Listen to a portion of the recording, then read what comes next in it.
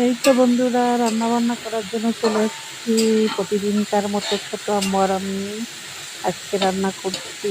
Already বসিয়ে দিয়েছি শাপলা ভাজি ইলিশ মাছ দিয়ে। আমার খুব পছন্দনীয় একটা তরকারি।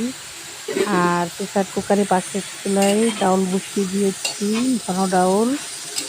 আর রান্না করব আইড় মাছ দিয়ে, টমেটো দিয়ে ভুনা। এই তো আমাদের শাপলা ভাজি ডান, ডালও শেষের দিকে।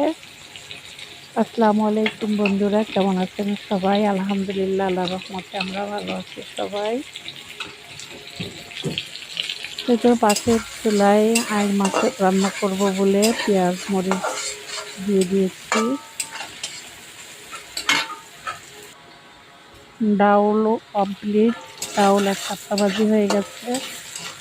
এখন এই আইড় মাছ ভুনাটা হয়ে গেলে হয়ে যায়। সব ধরনের মশলা দিয়ে ভালো করে কষিয়ে এখন টমেটোগুলো দিয়ে সুন্দর করে কষিয়ে নেব।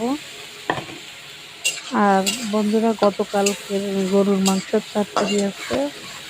এই হচ্ছে আজকে আমাদের রান্না বান্না। আইড় মাছ দিয়ে এখন সুন্দর করে কষিয়ে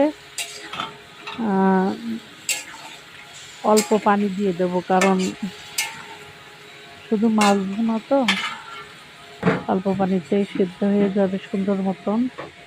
তো পানি দিয়ে ঢেকে দিলাম। আমাদের মাছ তো প্রায় শেষের দিকে, আর একটু ঝোল টালে নামিয়ে নেব। এই তো মাছ হয়ে গেছে। এই তো বন্ধুরা, এই ছিল আজকে আমাদের রান্না বান্না। সবাই ভালো থাকবেন, সুস্থ থাকবেন। আল্লাহ হাফেজ।